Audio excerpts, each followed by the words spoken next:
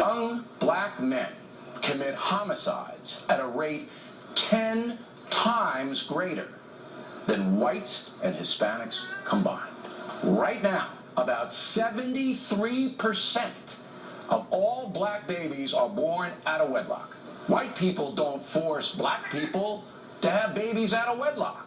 But the entertainment industry encourages the irresponsibility by marketing a gangsta culture. When was the last time you heard the Congressional Black Caucus say that?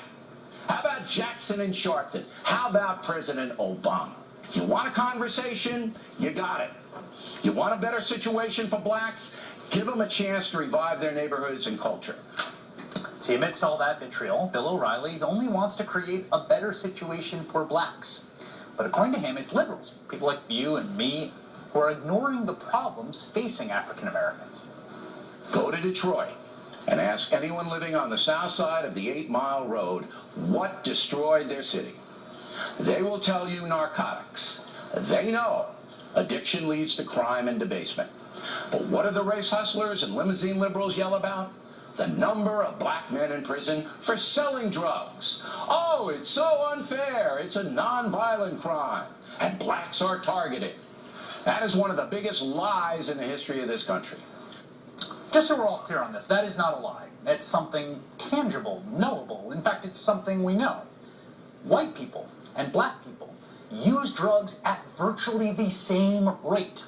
In fact, I'm sure Bill O'Reilly knows white people who use drugs. Maybe Bill O'Reilly uses drugs for all I know. But here's the thing.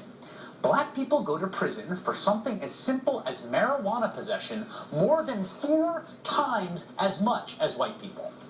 That is a true thing about the world, full stop.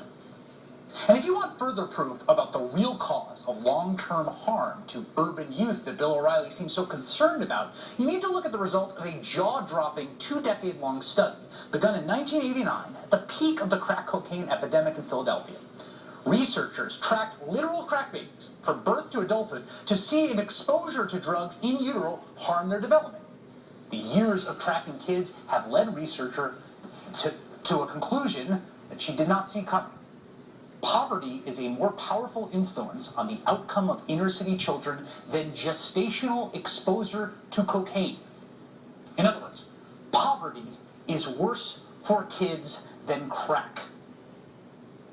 I don't know if Bill O'Reilly is aware that everything he's saying is easily debunked with about 20 minutes of Googling, but that's not really the point. The real reason Bill O'Reilly peddles this stuff is because it gives a cheap, crack-like high to the old, fearful white audience that watches Bill O'Reilly and gives Fox News its power, also known as the Republican base. These are the folks Bill O'Reilly is feeding when he laments not being able to criticize black culture. That's because race hustlers and the grievance industry have intimidated the so-called conversation, turning any valid criticism of African-American culture into charges of racial bias. I am not entirely sure what the singular African-American culture is. Bill O'Reilly is very sure. In fact, he's so sure when he encounters African-Americans who don't conform to his vision of their culture, he is amazed. Listen to how he described a trip to a soul food restaurant in Harlem. There wasn't one person in Sylvia's who was screaming, MFer, I want more iced tea. Please.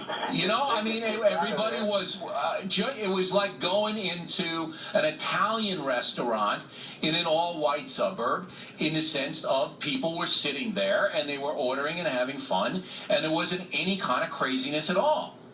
Further proof that Bill O'Reilly has, let's say, a limited view of African-American culture. Oh, look, they're eating with utensils. But it's also proof that if Bill O'Reilly is representative of white culture, with his stereotyping and his victim blaming and his domineering tone, then I'm pretty sure we need to start having a national conversation about the problems with white culture. When we come back, I'll show you what it looks like when the mindset of Bill O'Reilly gets turned into actual policy, and what that does to young black men in the biggest city in the country.